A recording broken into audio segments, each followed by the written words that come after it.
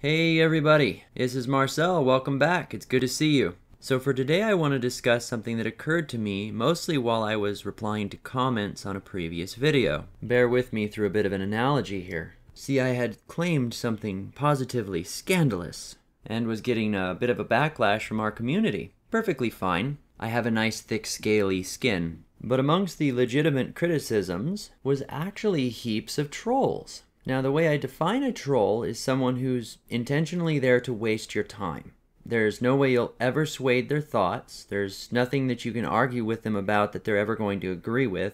They've got their mind set on a particular topic, but the point that they're there for is to cause you trouble, not to engage in the argument or the discussion. I respond to them in about the same sense that a person would respond to a mosquito bite. You know that it's there, it's irritating, it itches a little bit, but you move on. Occasionally, perhaps you'll swat them with a witty comeback, but for the most part, they're just a nuisance. Now, if any of you have ever gone camping on the edge of a lake midsummer, you'll probably agree that mosquitoes shouldn't be taken too lightly. You see, it's entirely possible to get swarmed by them at mass. In greater numbers, they've been known to drive creatures insane, even kill them. But of course, we're talking about mosquitoes here. Trolls are far less sophisticated. Nonetheless, something similar to this happened to me the other day. See, I will generally take my comment section very seriously, and I was going through comment after comment, answering questions about the video. I started noticing that about a quarter of them were getting repetitive, stuff that I'd already covered in the video itself, to the sum of practically telling me I was an idiot and then arguing my point for me, or even claiming that I had said things I had clearly not. After about 2 hours of answering comments, I looked down and realized that there was over 500 more waiting.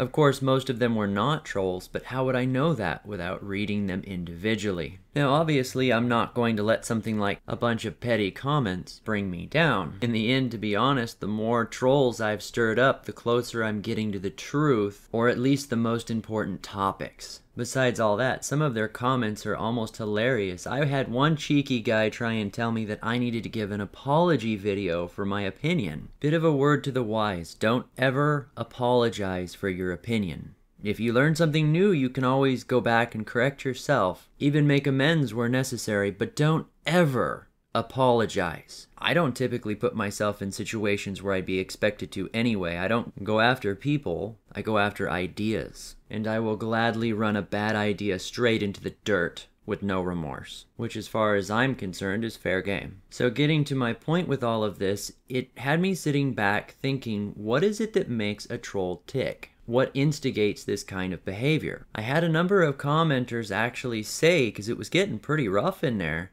that, don't worry about it, Marcel, they're just a bunch of women. And it dawned on me, where else have I seen that kind of argumentative behavioral patterns? Where it doesn't matter what you say, you're gonna be wrong. They stubbornly anchor themselves to a point. Most of what they're claiming is emotional. Through shaming language and insults, they try and break you down. And the ultimate goal in the end of it is to wear you out, not to win the argument in the first place. So to those who suggested it, yes, I completely agree. Trolls are like women in the way that they argue, or maybe women are like trolls. Not to generalize here or anything, but there's a remarkable duality, isn't there? So I figure, what better opportunity than now to go through some of the behaviors that I've noticed, techniques that I've noticed that they use against people on their channels, or just people in general, coming from either women or trolls, and how we can recognize and possibly even avoid them. Now, one of the main things that I noticed recently is if a person were to virtue signal or even try to claim a higher ground within their comment, within their video, whatever platform they're expressing themselves on, by claiming that positive thing about themselves, their thoughts, their own behaviors, they are actually expressing a vulnerability. See, for them to have claimed it, by deduction, implies that it is relevant and important to them. So all that a troll need do is claim that they are not that positive thing, or that they have violated their own words. For example, if someone took a genuine stance against racism, then all a troll need do is pick apart their videos or their comments to a point where they can claim even a completely unfounded claim that doesn't make sense, that that person had expressed some kind of racist tendency, well then they're of course going to mount a defense against that because it matters to them. It's like a guaranteed soft spot, and it really doesn't matter how powerful the person is that they're attacking or even how grounded they are in their resolve. It's all about wearing them down in their resources. I've seen the same thing from women. In past relationships, I have, for example, said that I didn't want to be like one of my relatives that was abusive towards women. It's part of the reason why I don't drink. I don't want to express those negative behaviors ever. Now, I've explained that to previous girlfriends, and usually in the context of them wanting me to drink and me explaining why I'm not going to. Well, later on in the relationship, when they're not getting something that they want or they're mad at me for some reason, they go straight towards accusing me of behaving like that relative, even though such an accusation would be completely out of context. The point is that they already knew that it was a vulnerability. It's a soft spot they can stab at, which then adjusted the argument to where it would distract me and waste my resources, my mental energy, if you will. Then you have situations where they anchor themselves to a point that they're trying to prove. Despite all solid arguments against whatever they're saying, they won't budge. Coming from trolls, this is no different than if you were to have one say, in my case, let's say they're claiming that I'm a beta. That's their argument. It does not matter what I say to claim otherwise. Their end goal likely has nothing to do with the fact that I'm a beta or not. Similar to previous examples, the point is to wear me out. I kind of think of this one as when a kid is asking their parent questions over and over again because they want a piece of candy. Can I have the piece of candy? No, you can't. Well, why not? Because you're going to have your dinner. Why do I have to have dinner? Because you need to eat. Why do I need to eat? The focus is the candy, or in the case of the troll, to cause the insult to stick. And they're going to keep bombarding the point in different directions until they eventually get the point across the way that they feel they want it to be. The parent knows that the kid's not going to stop asking questions until they get the piece of candy, so eventually they cave and just hand it over. Now, in some situations,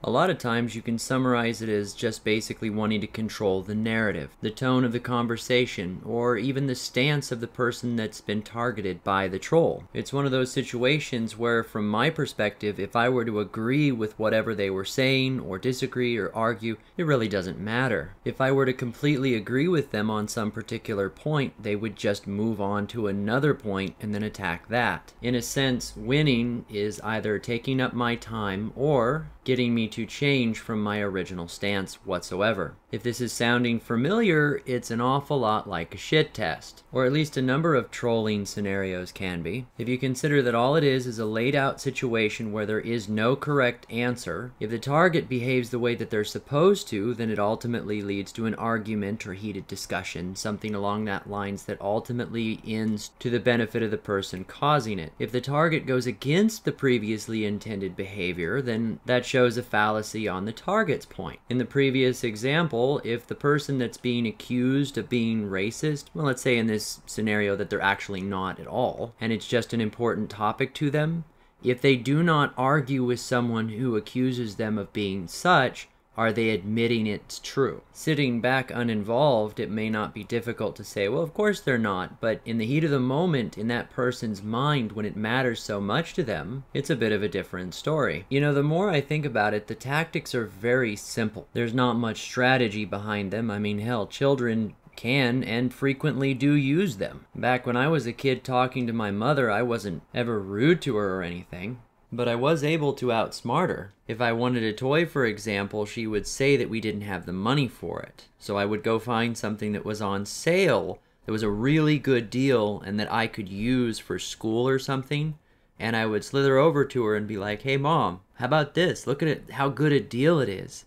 And so she would agree to buy that because it's such a good deal and it was something that I'd use. And I look at her like, wait a second, this actually costs more than the toy. So I could save you a few dollars by just getting me that. See, I'd established already that what was important to her was saving the money, and then set up the scenario where getting what I want would save her money. If she still said no, that she couldn't afford it, I had already proven that she did in fact have the money for it, but had only said no because of what the item was and not because she lacked the funding.